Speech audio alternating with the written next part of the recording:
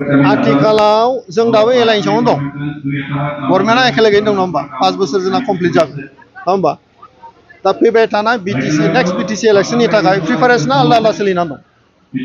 बिजेपिआबो खालामगोन जोंबो खालामगासिनो दं नङा होमबा बेथ' खुनु गोनो गोथो जानांगौ बाथ्रा गैया बिजेपिआबो खालामगोन इउपिपिएलआबो खालामगोन आरो जों मोननैबो हानजा रायजोनि गेजेराव थांगोन रायजोनि गेजेराव थांना रायजोआ जुदि बुङो इउपिपिएलआ हारसिं सरकार दा इउपिपिएलआ दागोन बेहाय जोंहा खुनु गोनो गोथो गैया बे रायजो राजाफोरनि खोथा जागोन रिजाल्टआ मा होनो बिनि सायावसो निर्भर जागोन रिजाल्टआ ओंखायनो बुंदों मा रायजो राजाफोरनि सायाव गासैबो निर्भर रायजोफ्रा जुदि बुङो इउपिपिएलनो जों सरकार दानो होगोन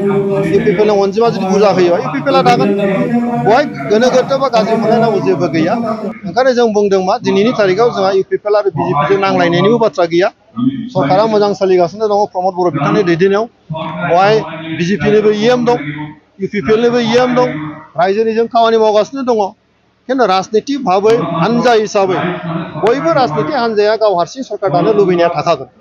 बेथ' नियमखा बियो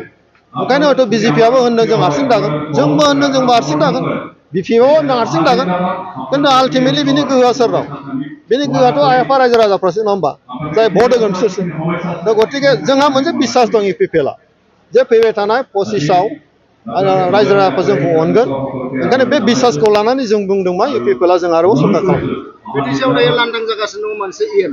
सोरखौबा सोलायनायनि डिसिसन दङ नामा दा बेथ' सोखागोनानो माखारन बोसोरसे एसे बारा दंबावो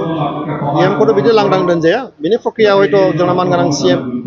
प्रमद बर' बिथाङा खालामगोन बिथांनि सायाव गासिबो जिनिसा इएम गोदान होनाय सोसननाय दाननाय बे गासिबो माने चिफनि सायाव निर्भर खालामो बिथाङा जि खालामो बेनो जागोन